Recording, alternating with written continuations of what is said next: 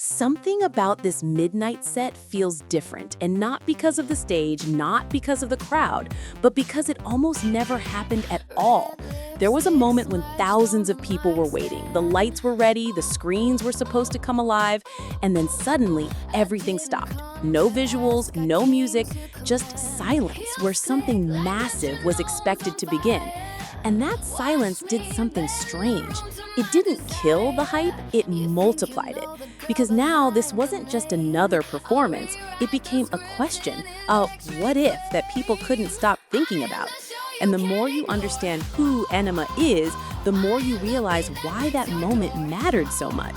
Because this was never meant to be a normal DJ set. This was supposed to be an experience, something closer to a film than a concert, where music is only one part of a much bigger world.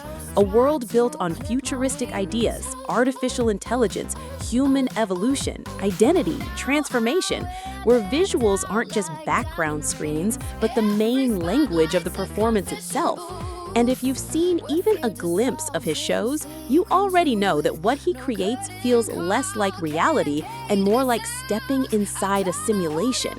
Digital beings moving like they're alive, human forms breaking apart and rebuilding into something new, entire environments shifting in sync with the sound. And the crowd isn't just watching, they're inside it, reacting, becoming part of the narrative without even realizing it. Which is exactly why that canceled moment hit so differently. Because it wasn't just a set that got shut down, it was a story that never got told, at least not yet. And when something like that gets taken away at the last second, it creates tension, anticipation, curiosity.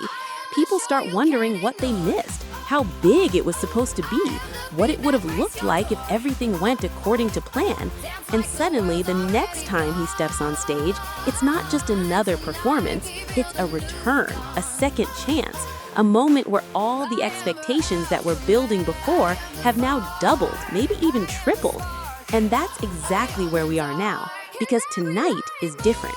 The timing alone says everything. Midnight, the closing energy, the final stretch where the crowd is at its peak, where people are tired but still waiting for one last moment that makes the entire night worth it. And now, all eyes are on this one set, not just because of who's performing, but because of what almost happened before and what could finally happen now. And that raises a bigger question. Could this actually be the biggest stage of his career so far? Not just in size, but in pressure. Because expectation changes everything.